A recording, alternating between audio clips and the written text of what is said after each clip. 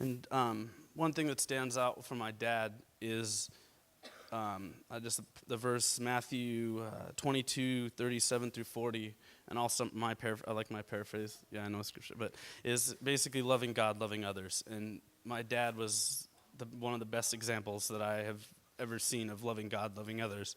And just I've been overwhelmed by just seeing how many people he affected. Like, I know he affected our lives, but just I'm so overwhelmed and blessed, and my family is, of seeing how many people that my dad has touched by loving each and every one of us. And I get people messaging going, I remember this one conversation I had with your dad and how it affected me, and talking to mom, do you remember him ever talking to them? No, I don't even remember that. It was like the one or two conversations, and I'm just so blessed, like reflecting as it's been hard and we've been mourning and rejoicing too, because he's partying up in heaven. He's in the mountains with Jesus, riding horses, and I don't know what all he's doing.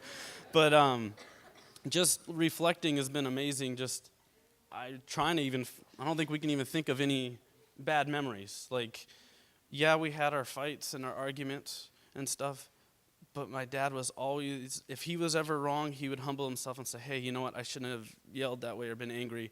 But he was his example of working things out. We'd always come back together and reconcile.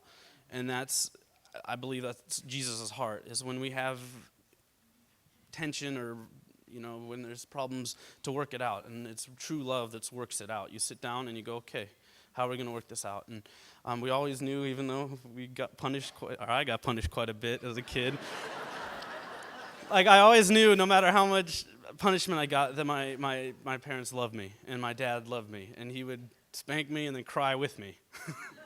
And just his example, it blows my mind. And I just, the summary basically: love God, love others. He was I can't off the top of my head think of a better example of someone that loved God and loved others. And he was that at home as well as outside of the home. And you can't say that for a lot of people.